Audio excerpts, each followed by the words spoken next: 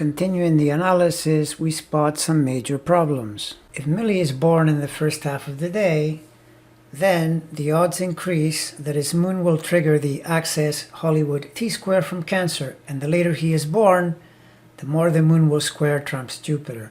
Neither of these is good for agreement.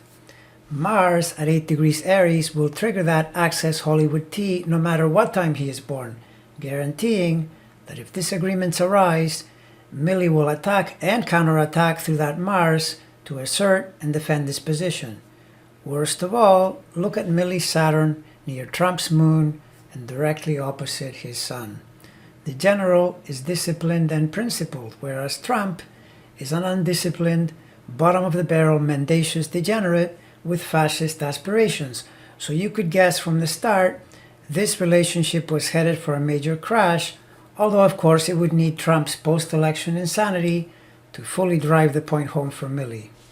When Trump cajoled Milley into walking in his army gear during the shamefully infamous Bible walk in the summer of 2020, it took the general hours to realize his mistake, and clearly against Trump's wishes, he went public essentially saying he would never do that again, nor anything else related to the corruption of the army that Trump was looking for.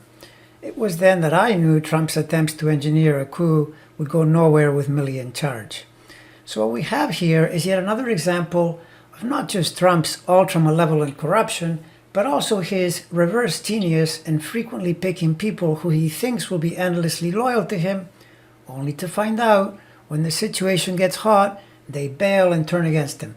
Examples would be his ex-lawyer Michael Cohen, ex-attorney general William Barr, FBI Director Christopher Wray, and now, more recently, Mark Milley. Now, to decipher this pattern, you can look at his chart to find the ruler of his servants, Saturn, which is in the 12th house, ruling the 6th, at birth, signaling that despite other chart factors pointing to many who will follow him, due to his penchant for self-serving, malevolent behavior, he's in for a lifetime of betrayals from underlings, particularly when Saturn transits are unfavorable, which they have not been since 2017, and increasingly worse starting in 2018, continuing into present time and beyond.